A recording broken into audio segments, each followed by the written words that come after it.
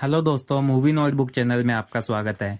दोस्तों, आज हम एक्सप्लेन करेंगे साइको हॉरर थ्रिलर मूवी, जिसमें एक नकाबपोश व्यक्ति बच्चों को तड़पाकर मारता है और उसको इस काम में बहुत मजा आता है। तो बिना टाइम वेस्ट किए शुरुआत करते हैं मूवी को। हम मालूम है तेरे बाप को मत सिखा, चल। मूवी की शुरुआत होती है बेसबॉल ग्राउंड से, जहां पर स्कूल द्वारा आयोजित बेसबॉल मैच में दो टीमें भाग लेती है। इनमें से एक टीम में फिन को दिखाया जाता है, जो कि मूवी का मेन कैरेक्टर होता है, और दूसरी टीम में ब्रूस को दिखाया जाता है। मैच में फिन ब्रूस को 2 डॉट बॉल फेंकता है और तीसरी बॉल पर ब्रूस होम रन मारकर अपनी टीम को जिता देता है। मैच के बाद ब्रूस फिन से कहता है कि तेरे हाथ में जादू है यार, तूने तो मुझे आउट कर ही दिया था। इसके बाद ब्रूस साइकिल से अपने घर के लिए निकलता है। तभी उसके सामने एक ब्लैक कलर की वैन आकर रुकती है और यहीं पर सीन कट हो जाता है और शहर में सभी जगह ब्रूस के गायब होने के पोस्टर लग जाते हैं। दूसरी ओर फिन और उसकी बहन ग्विन को दिखाया जाता है, जो स्कूल जाते समय देखते हैं कि रास्ते में भीड़ लगी हुई है और वो वहां जाकर देखते हैं। भीड़ में रॉबिन और मूस आपस में फाइट करते हैं, जिसमें रॉबिन मूस को बहुत बुरी तरह से मारता है और उसके नाक से खून निकाल देता है। फिर सभी बच्चे अपने क्लासरूम में जाकर बैठ जाते हैं।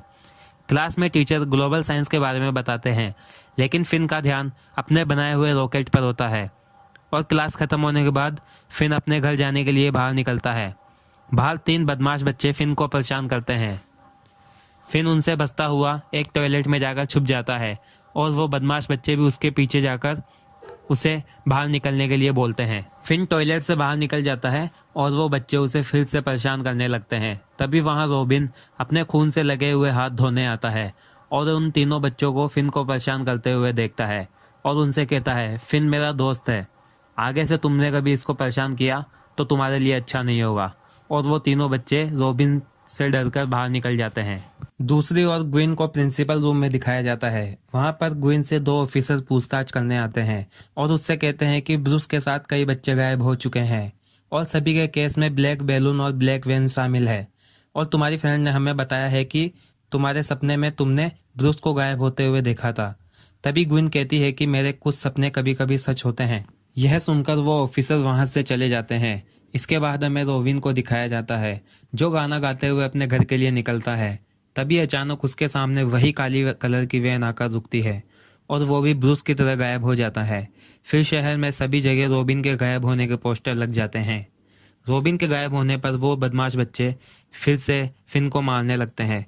तभी वहाँ ग्विन आकर एक पत्थर से एक बदमाश बच्चे का सिर फोड़कर फिन को बचा लेती है। फिर ये दोनों घर के लिए निकल जाते हैं। घर जाते समय ग्विन फिन से कहती है कि आज मैं अपने दोस्त के घर रुकूंगी, तुम डैडी का ध्यान रखना। यह कहकर वो अपने दोस्त के घर चली जाती है। इधर फिन अपने घर के पास पहुंच जाता है और उसके सामने वही काली वैन आकर रुकती है, जिसमें से एक नकाबपोश व्यक्ति उतरकर फिन को बेहोश करके किडनैप कर लेता है और एक डरावने कमरे में बंद कर देता है, जिसमें से चिल्लाने की आवाज भी बाहर नहीं जाती। कमरे में फिन को एक टेलीफोन दिखाई देता है और वो उससे बाहर फोन करने की कोशिश करता है, लेकिन वो देखता है कि टेलीफोन का वायर कटा हुआ है। वह निराश होकर अपने बिस्तर पर आकर लेट जाता है। थोड़ी देर बाद फोन की रिंग बजती है।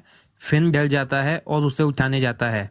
तभी अचानक किडनैपर रूम में आ जाता है और फिन से कहता है कि बचपन से देख रहा हूँ यह टेलीफोन बंद है, तुम अपना समय बर्बाद मत करो। तभी फिन उससे कहता है कि तुम मुझे जाने दो, मैं किसी से कुछ भी नहीं कहूँगा। और किडनैपर हंसता हुआ कमरे के बाहर निकल जाता है। तभी फिर से फोन की रिंग बजती है और फिन उसे उठाकर हेलो बोलता है, लेकिन सामने से कोई आवाज़ नहीं आती और वो उसे रख देता है। थोड़ी देर बाद फिर से फोन की रिंग बजती है और वो उसे उठाकर वापस हेलो बोलता है। फिर उसमें से एक डरावनी आवाज़ आती है, जिससे वो डर कर कोने में जाकर बैठ जाता है और वो घबराता हुआ फोन की तरफ देखता है। तभी थोड़ी देर में फिर से फोन की रिंग बजती है। फिर वो डरता हुआ उसे उठाता है। तभी सामने से आवाज़ आती है कि तेरे हाथ में जादू है यार, तूने तो मुझे आउट कर ही दिया था। यह सुनकर फिन समझ जाता है कि यह उसका दोस्त ब्रूस है। वो कहता है कि ब्रूस तू कहाँ पर है। तभी ब्रूस कहता है कि पहले मेरी बात सुन, बाथरूम के पास टाइल के नीचे का हिस्सा कमज़ोर है, तू वहाँ से खोदकर निकल सकता है, मेरे पास इतना टाइम नहीं था। यह सुनकर फिन दौड़ता हुआ बाथरूम में जाता है और टाइल खोदकर निकलने की कोशिश करता है, लेकिन वो वहाँ से निकल नहीं पाता और वापस आकर अपनी जगह पर बैठ जाता है। कुछ देर बाद किडनैपर फिन से नोटी गेम खेलने के लिए खाना लेकर आता है और खाना रूम में रखकर दरवाज़ा खोलकर ऊपर चला जाता है। दरवाज़ा खुला देख फिन ऊपर जाने की कोशिश करता है, लेकिन फ़ोन की रिंग बजती है। फिन फ़ोन उठाकर हेलो बोलता है। तभी फिन के पीछे एक डरावने बच्चे की आत्मा खड़ी हो जाती है और फ़ोन पर वही आत्मा उसे बताती है कि ऊपर मत जाना, वो तुम्हारे साथ गेम खेल रहा है। वो ऊपर बेल्ट लेकर बैठा है। अभी तक जो भी ऊपर गया है वो उसे बेल्ट से बेहोश होने तक मारता है। बहुत ज़्यादा दर्द होता है। तभी किडनैपर को हमें ऊपर बैठे हुए दिखाया जाता है। दूसरी ओर फिन की बहन ग्विन को एक सपना आता है कि फिन एक कमरे में बंद है और वो चिल्ला रहा है। तभी वो उसे ढूंढने के लिए अपनी साइकिल से निकल जाती है। इधर कमरे में फ़ोन की रिंग फिर से बजती है। फिन फ़ोन उठाकर हेलो बोलता है। तभी सामने से आवाज़ आती है कि मैं एक पेपर बॉय हूँ, तुम मेरी बात ध्यान से सुनो। तुम्हारे राइट साइड की दीवार के कोने में एक तार दबी हुई है, तुम उसे खिड़की में फंसाकर बाहर निकल सकते हो। तभी फिन दबा हुआ तार निकालकर खिड़की से निकलने की कोशिश करता है, लेकिन खिड़की टूटने से पहले एक लोहे की जाली टूट जाती है, जिससे वो नीचे गिर जाता है। दूसरी ओर पुलिस पूछताछ करती हुई किडनैपर के घर में ही पहुंच जाती है, जहां पर किडनैपर का भाई दरवाज़ा खोलता है। यहाँ किडनैपर के भाई को भी यह पता नहीं होता कि बच्चों को किडनैप करके कौन ले जा रहा है। यहाँ पर पुलिस पूछताछ करती है और निकल जाती है। इधर कमरे में फिन टॉर्च जलाकर इधर उधर देखता है। तभी अचानक उसको एक लड़की की लाश दिखाई देती है, जिससे फिन डर जाता है। तभी वापस फ़ोन की रिंग बजती है, जिसमें उसी लड़की का फ़ोन आता है। फिन फ़ोन उठाता है और सामने से आवाज़ आती है कि किडनैपर ने ऊपर के दरवाजे पर एक कॉम्बिनेशन कोड लगा रखा है और मैंने वो कोड इसी कमरे की एक दीवार पर लिखा था। तुम उस कोड को ढूंढकर लॉक खोलकर बाहर निकल जाओ। यह सुनकर फिन फ़ोन रख देता है और टॉर्च जलाकर वो कोड दीवार पर ढूंढने लगता है।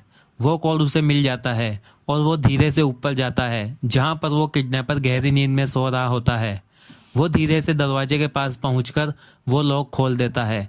लॉक की आवाज़ सुनकर किडनैपर का कुत्ता भौंकने लगता है, जिससे किडनैपर उड़ आता है और फिन को पकड़ने के लिए भागता है। फिन भागता हुआ बाहर निकल जाता है और किडनैपर गाड़ी लेकर उसका पीछा करता है और उसे पकड़कर रूम में बंद कर देता है और उसे मारने की धमकी देकर ऊपर चला जाता है। किडनैपर की बात सुनकर फिन रोने लगता है और मन ही मन सोचता है कि कुछ देर बाद किडनैपर आकर मुझे मार देगा। तभी अचानक फ़ोन की रिंग बजती है और इस बार फ़ोन पर उसका दोस्त रोबिन होता है। रोबिन फिन से कहता है कि तू रो मत, मैं तेरे साथ हूँ। मैं उसे मार नहीं पाया, लेकिन तुझे उसे मारकर मेरा बदला पूरा करना होगा। लेकिन फिन रोबिन से कहता है कि मैं उसे मारूंगा कैसे। तभी रोबिन कहता है कि यह इस फ़ोन पर आखिरी कॉल होगा, तू इस फ़ोन में मिट्टी भर लेना और जैसा मैं सिखाता हूँ वैसे ही करना। तभी हम देखते हैं कि रोबिन की आत्मा फिन के पीछे आकर उसको लड़ने का तरीका सिखाती है और फिन फ़ोन में मिट्टी भरकर किडनैपर का इंतजार करता है। दूसरी ओर ग्विन को एक और सपना आता है, जिसमें उसको एक घर का नंबर और घर की लोकेशन दिखाई देती है। ग्विन यह बात पुलिस को जाकर बताती है और पुलिस ग्विन के साथ फिन को ढूंढने के लिए निकल जाती है। इधर किडनैपर का भाई किसी तरह उस रूम तक पहुंच जाता है और फिन को देखकर समझ जाता है कि ये किडनैपर और कोई नहीं मेरा भाई है।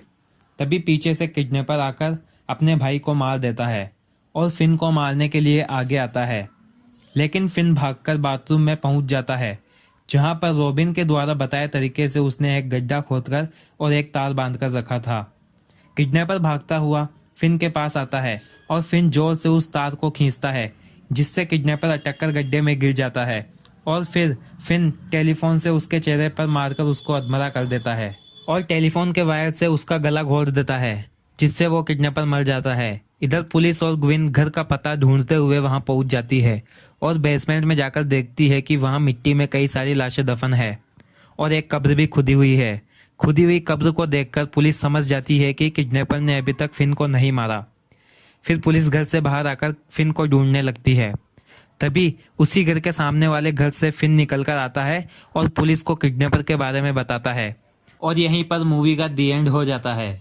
तो दोस्तों, अगर आपको हमारी वीडियो पसंद आई हो तो हमारे चैनल को लाइक करें, सब्सक्राइब करें और बेल आइकन जरूर दबाएं, जिससे हमारी आने वाली वीडियो आप तक जल्द से जल्द पहुंच सके। जय हिंद, जय भारत।